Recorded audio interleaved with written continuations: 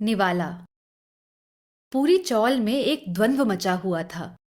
ऐसा मालूम हो रहा था जैसे किसी खोली में सांप निकल आया है या किसी के बाल बच्चा हो रहा है। औरतें एक खोली से दूसरी खोली में घुस रही थीं। शीशियां, बोतलें, डिब्बे लिए सब की सब सरलाबेन की खोली की तरफ तक रही थीं, जैसे सरलाबेन का आखिरी वक्त हो और सारी पड़ोस ने अपनी सी करने पर तुली हों। एक तरह से तो सरलाबेन का वाकई आखिरी वक्त था। उनकी ट्रेन बस छूटने ही वाली थी। पूरे 33 बरस की होती अगर उनके दूरंदेश वालिदैन ने प्रभाकर के सर्टिफिकेट में उनकी उम्र के पूरे 5 साल न हड़प कर लिए होते। मगर कागज की उम्र ऐसा जबरदस्त सहारा नहीं होती।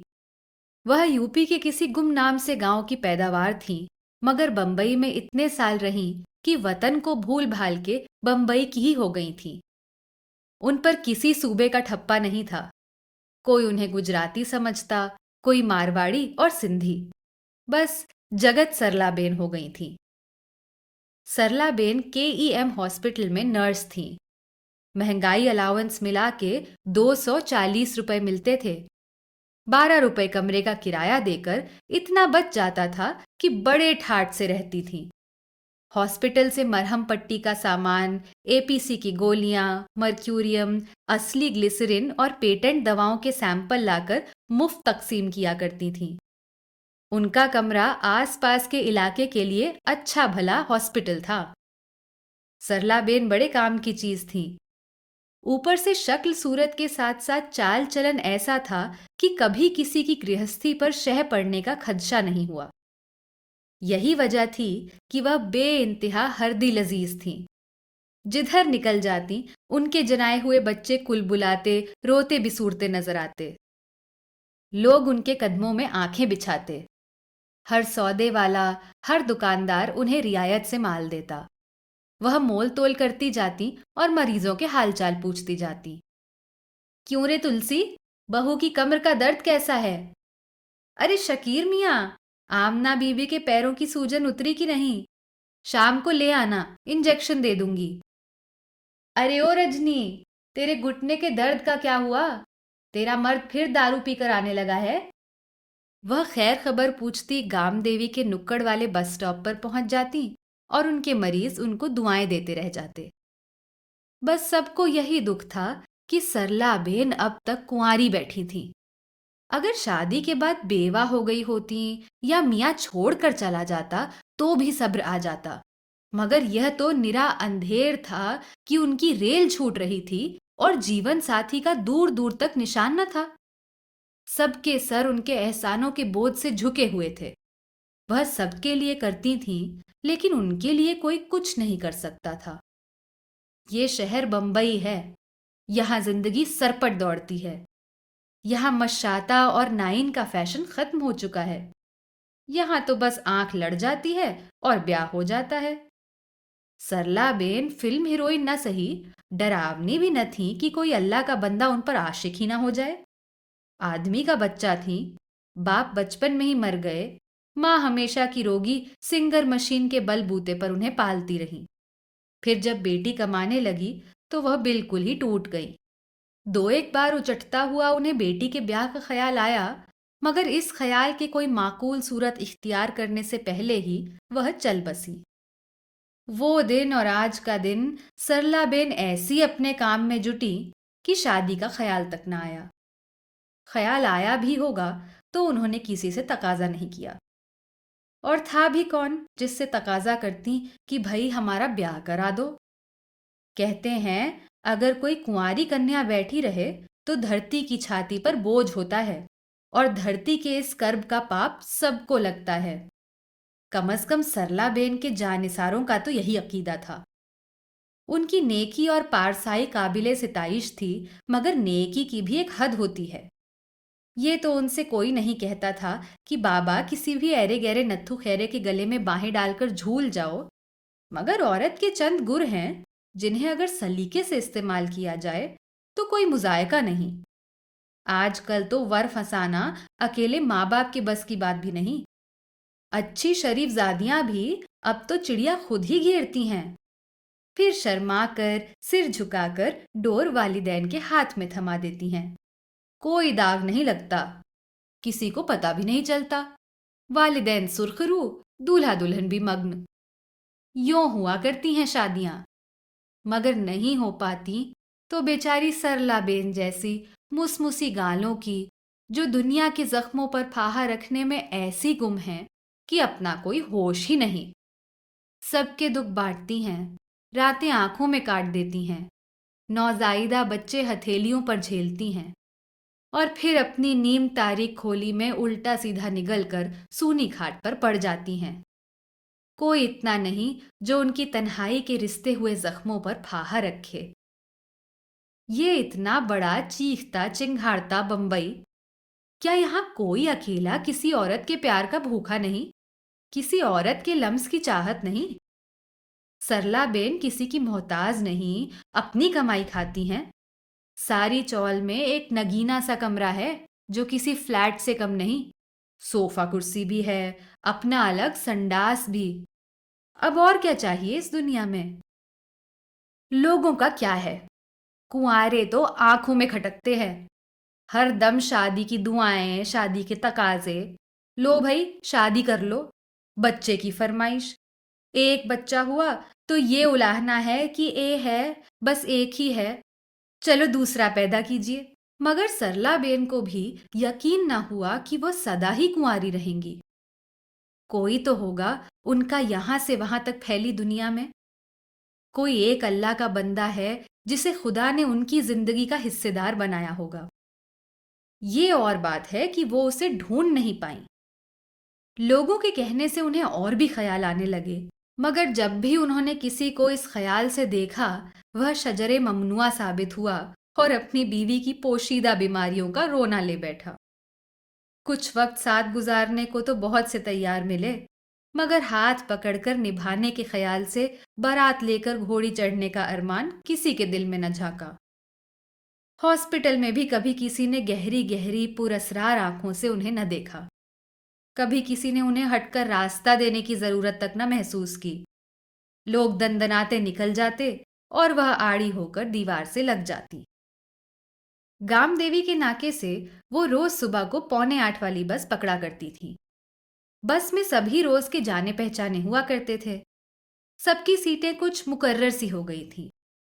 उस दिन वो बेख्याली से अपनी सीट की तरफ बढ़ी। एक अजनबी को वहां बैठा हुआ देखकर उन्होंने ठसाठस भरी हुई बस पर एक ताइराना नजर डाली और बस के बीच में लटकी हुई रकाब पकड़कर खड़ी हो गई। अजनबी ने उन्हें सिर से पैर तक देखा और खड़ा हो गया। बैठ जाइए। वो रकाब पकड़कर खड़ा हो गया और अखबार पढ़ता रहा। उन्होंने पहले तो बौखला कर झट से अपना बटुआ दबोचा कि कहीं कोई चोर उचक्का तो नहीं। फिर समझी किसी पेशेंट का शौहर होगा और अभी पैरों के वरम और कमर के दुख दर्द का किस्सा शुरू कर देगा। मगर रकाब पकड़े वो खड़ा झूलता रहा और अखबार पढ़ता रहा। जब उन्हें यकीन आ गया कि वह खुद भी किसी मुहलिक मरज से मुब्तला नहीं, तो वो सन्नाटे में रह गई। ऐसा तो कभी होता नहीं। मगर दूसरे दिन जब फिर वही हुआ कि वो बस पर चढ़ी और उसने अपनी जगह छोड़ दी और खड़ा हो गया, तो वो बैठने को तो बैठ गई, मगर बड़ी कसमसाई। उनकी समझ में नहीं आया क्या करे। जी चाहा कि उसे मुट्ठी भर सल्फे की गोलियां ही दे दें, कहीं जख्म तलाश करके मर्क्यूरियम का फाहा रखकर सफेद झक सी पट्टी बांध दें, मगर उसकी मुकम्मल सेहत से उन पर ओस पड़ गई। एक खरोच तक का निशान न था। वो बस में बेतअल्लुक सा खड़ा झूलता रहा और अखबार पढ़ता रहा। तीसरे दिन जब यही हादसा हुआ, तो सरला बेन के छक्के छूट गए। निगोड़ा काहे को मुझे रोज रोज सीट देता है? क्या तेरी अम्मा बहनें नहीं है कल मुहे? उनका जी चाहा उसे किसी बात पर खूब जली कटी सुनाए, मगर वो ऐसा बेताल्लुक सा खड़ा झूल रहा था कि उन्हें बात बेतुकी सी लगी। जब हफ्ता भर यही दस्तूर चलता रहा, तो सरला बेन बिल्कुल उथल पुथल हो गई। खिदमत गुजारियों की तो वह आदी हो चुकी थी। किसी का एहसान उठाने की उनमें आदत न थी। उनके दिल पर बोझ बढ़ने लगा। ड्यूटी पर उन्हें बार बार ख्याल आता कि क्या करें। दूसरी बस पर चलें तो वक्त पर पहुंचना नामुमकिन। सरला बेन की कुछ समझ में नहीं आ रहा था कि ये क्या हो रहा है। वो दुनिया से रूठी रूठी रहने लगी, जैसे कोई उनके साथ सख्त ज्यादती कर रहा हो। उनका मिजाज बड़ा नाजुक हो गया। अब वो बात बात पर उलझ पड़ती, बेबात के रोने लगती। ड्यूटी से लौटती तो आंखें बंद करके खाट पर पड़ जाती, खाने की भी सुध बुध न रहती। किसी को कुछ दुख दर्द होता तो पास आते डरता। सरला बेन को इश्क हो गया है, सत्तो गिरहकट ने रामदई को बताया। दुर्मुए, तेरी खाट कटे, सरला बेन तो देवी है देवी। रामदई ने सत्तों की 7 पुश्तें तूम डाली। मैं जो कह रहा हूं। क्या कह रहा है? तेरे मुंह में भूभल। मगर जब सत्तो गिराकट ने बताया कि गाम देवी के नाके पर उसकी बिजनेस होती है, हर एक को तौलना परखना, उसकी जेब को हल्का करना उसका रोज का काम है। एक अदद बाबू रोजाना अपनी सीट सरला बेन को दे देता है और खुद खड़ा सफर करता है। आज से नहीं, हफ्तों से ये किस्सा चल रहा है और मुआमला कतई पटता नजर आ रहा है। हाय मैं मर जाऊं। रामदई ने छाती कूट ली और दौड़ी दौड़ी शब्बों के पास गई। शब्बो भी सन्नाटे में रह गई। फिर दोनों मिलकर सआदत की बहू के यहां गई। सआदत की बहू मुंडेर पर लौंडे को लटकाए इजाबत करा रही थी। खुदा की कुदरत, लौंडा मोरी में गिरते गिरते बचा। फिर ये बात आग की तरह सारी चौल में घूम गई। ऐसा ही होता है, लक्ष्मी घाय ने कहा। वह रेडीमेड कपड़ों में काज बटन बनाती थी और बड़ी जहां दीदा थी। उसका मियाँ लापता था। एक लड़की थी, वो उसने मिशन स्कूल में दे दी थी। सब उसे गालियां देते थे कि उसने लौंडिया को ईसाई बनवा दिया है, लेकिन लक्ष्मी एक कान सुनती थी, दूसरे कान उड़ा देती थी। काज बटन से कहीं पेट पलते हैं, सब जानते थे। वो रातों को जाया करती है। लाला के डर से ग्राहकों को चौल पर नहीं लाती, मगर किसी को क्या। उसने दारू पीकर कभी लफड़ा नहीं किया, जैसे आए दिन एंट्री किया करती थी। नाम उसका एड था, मगर एंट्री होकर रह गया था। वो खुले बंदो दारू का धंधा करती थी। लाला को डर कर बख्शीश देती थी। पुलिस से भी हफ्ता मुकर्रर था। कोई उसके मुंह नहीं लगता था, क्योंकि वो आए दिन दारू चढ़ाकर अंग्रेजी में गालियां दिया करती थी। कम से कम चौल वालों का तो यही ख्याल था।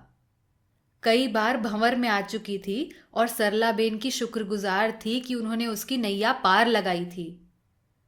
चौल में कई आबरू बाख्ता औरतें रहती थीं, मगर किसी को ताने देने और एतराज करने की फुर्सत न थी। हर एक की कोई ना कोई रग दबती थी। तो ब्याह क्या चौल में ही रचेगा? और क्या, सामने के मैदान में तंबू तन जाएगा। बंबई में तो बड़ी बड़ी शादियां तंबू तान के की जाती हैं। शब्बो ने फैसला दिया। हाय, मजा आएगा, अपनी सरला बेन दुल्हन बनेगी। रामदई को शादियों का बड़ा शौक था। वो हर मौसम में नई शादी रचाती थी। कुछ दिन बाद दूल्हा उसकी ठुकाई करके कभी कभी कपड़े लत्ते तक चुरा कर भाग जाता। अभी पिछली शादी तो उसने बाकायदा की थी। तंबू तानने में बहुत खर्चा आता, इसलिए बस खोली में ही पंडित लोहे की अंगीठी जैसा हवन लेकर आ गया और फेरे डाल दिए। रामदई खूब सजकर दुल्हन बनी। खूब सी मेहंदी घोलकर सबने थोपी। टीन बजाकर फिल्मी गाने गाए गए। रुखसती के वक्त जो हाथ लग गया, रामदई उससे गले लग लग रोई। मेरा बैरन, मेरा बाबुल, हाय मुझे मत अपनी ड्योढ़ी से निकालो। वो किसी फिल्मी सीन के याद में चिंगाड़ती रही। पनवाड़ी ने तेज तेज आवाज में ग्रामोफोन लगा दिया, काहे को ब्याही विदेश। गो निहायत सरपट चिनचिनाती आवाज में बेहद बेसुरी औरतें गा रही थीं। मगर ये कमबख्त गीत ही कुछ ऐसा है कि जी भर आता है। बेटी की रुखसती का समा भी अजीब होता है। हालांकि रामदई रुखसत नहीं हुई, उसका भैंगा दूल्हा भी ब्याह कर चौल में ही आ गया। कई दिन रामदई शर्माती लजाती पायल बजाती फिरती रही। फिर दूल्हे ने उसकी पिटाई शुरू कर दी। रोज दारू पीकर हड्डियां तोड़ता। महीने भर के अंदर अंदर वो उसके चांदी के कड़े और नाक की लौंग लेकर भाग गया। रामदई थोबड़ा सुजाए कई दिन तक लंगड़ाती रही और उसकी जान को कोसती रही। इन तल्ख तजर्बों के बावजूद लफ्ज शादी से रामदई के दिल में लड्डू फूटने लगते। अपने अलावा भी किसी की शादी हो तो मुजायका नहीं, मौका तो खुशी का ही है। डरते डरते सरलाबेन को छेड़ा गया और जब वो जरा झेप गई तो बस धर लिया। सरलाबेन, ब्याह कर डालो। हाँ जी, यही उम्र है खेलने खाने की। तुम्हारे माता पिता की आत्मा को भी शांति मिलेगी। हाय राम, हम तो खूब हलचल मचाएंगे। चौक में तंबू तनेगा, दूल्हा घोड़े पर चढ़कर आवेगा। सरलाबेन, घूंघट काढ़ोगी? ए भला, क्यों ना काढ़ेंगी? कहीं बिना घूंघट दुल्हन बनी है? रामदई ने राय दी। वो इस लाइन में एक्सपर्ट मानी जाती थी।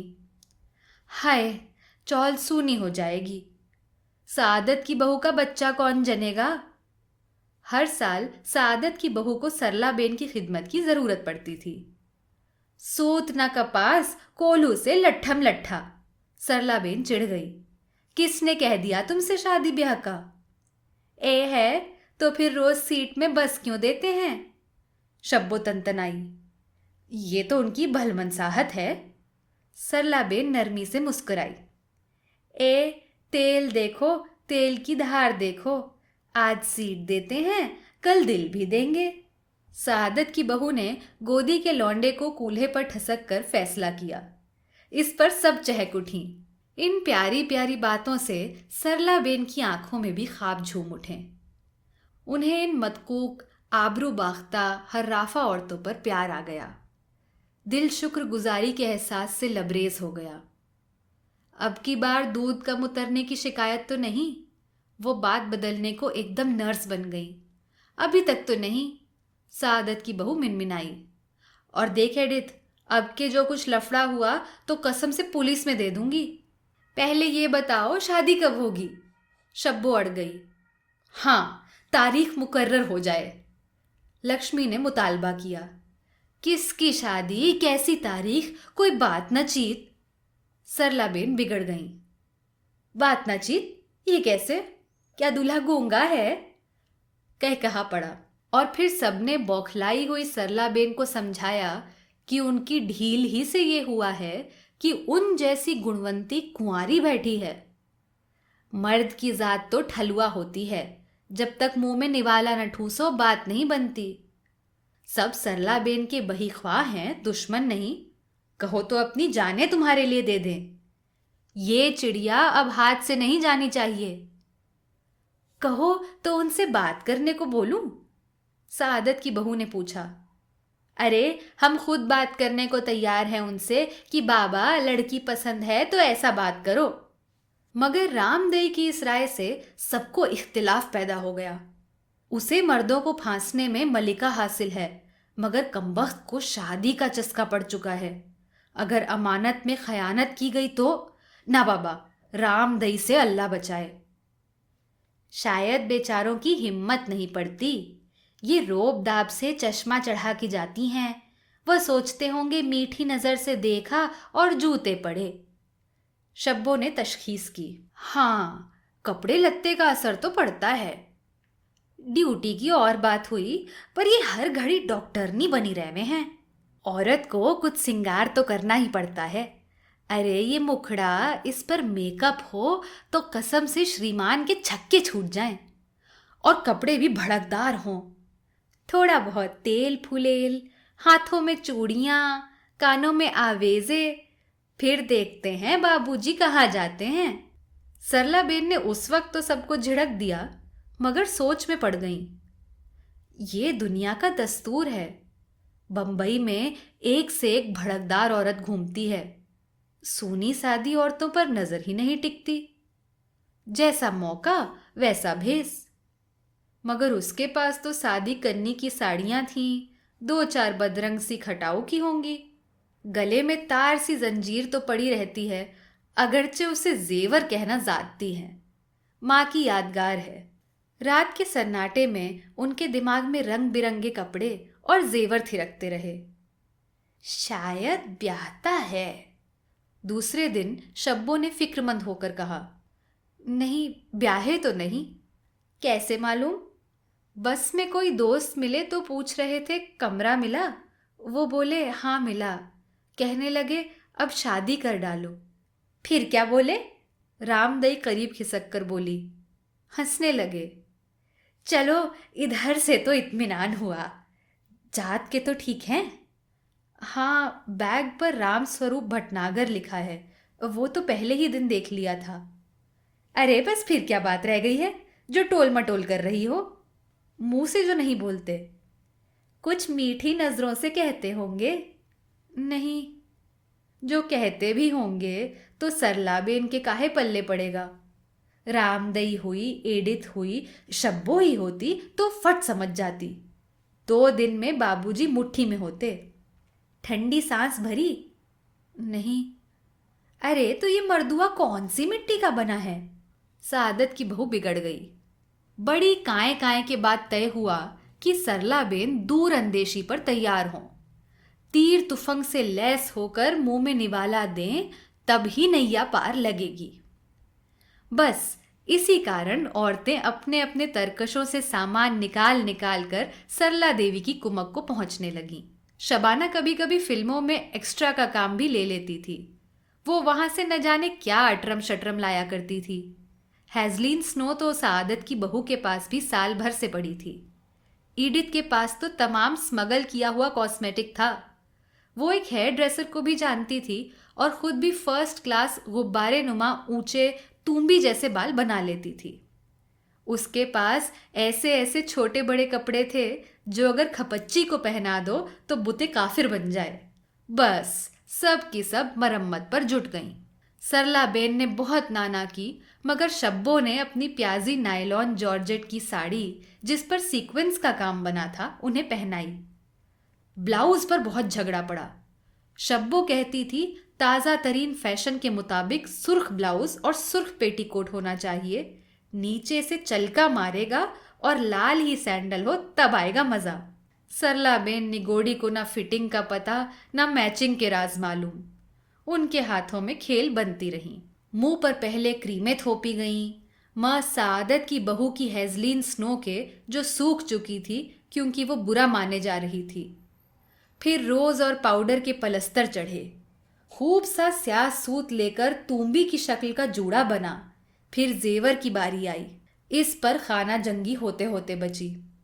हर शख्स यही चाहता था कि उसका चंदा ज्यादा से ज्यादा हो। जब ऊंची एड़ी के कारचोबी सैंडल पहनकर सरलाबेन बस स्टॉप पर लहराती डगमगाती पहुंची तो उनकी बगैर ऐनक की आंखों में तिरमिरे नाच रहे थे। पसीने के शरारे छूट रहे थे। अरे क्या औरत होना काफी नहीं, एक निवाले में इतना अचार चटनी मुरब्बा क्यों लाजमी है? उनकी आंखों में आंसू चलने लगे और फिर उस निवाले को बचाने के लिए सारी उम्र की घिस घिस। जब थोड़ी ही देर बाद लोगों ने सरला बेन को लश्तम पश्तम वापस लौटते देखा तो सबके हाथों के तोते उड़ गए। वो बगैर दूल्हा के डगमगाती लरसती चली आ रही थी। गालों पर काजल की लकीरें बहाती वो गटर में गिरते गिरते बची। निवाला थूक दिया गया। ये कैसे हुआ? क्यों हुआ? सरला बेन सवालों की बौछार से बेदम होकर पलंग पर गिर पड़ी। वो जब बस में दाखिल हुई तो वो उनसे कतई गाफिल अखबार पढ़ता रहा। वो रकाब पकड़े सीट के पास खड़ी झूलती रही और वो बस के दरवाजे की तरफ बार बार देखता रहा जैसे किसी का मुंतजिर हो। उन्होंने नजरों के सारे तीर उसके कलेजे में झोंक दिए, मगर वो उनकी तरफ से मुंह मोड़े दरवाजे को तकता रहा। उन्होंने कांता की महक में बसा हुआ गुलाबी आंचल ढलकाया, मगर उसने अखबार से नजरें ना उठाईं। उन्होंने एक भरपूर अंगड़ाई ली, मगर उसकी आंखों में मस्तियां ना लहराईं। उसने एक पथराई हुई नजर उन पर डाली और उनके धूम धड़क्के को बेएतनाई से ठुकराता हुआ अखबार पर झुक गया। सामने की सीट खाली हो गई और वो उस पर ढह गई। सारे तीर सनसनाते हुए वार खाली दे गए और खाली तरकश लरजता रहा, कांपता रहा। डरते डरते उन्होंने अपनी सीट से मुड़कर देखा। वो बस से उतरकर जा रहा था। उतरते वक्त उसने बस स्टैंड पर धंधा चलाते हुए सत्तो गिरहकट से पूछा, क्यों रे पाजी, आज सरला देवी नहीं आई? सत्तो गिरहकट हकलाता रह गया और अजनबी लंबे लंबे डग भरता सामने गली में गुम हो गया।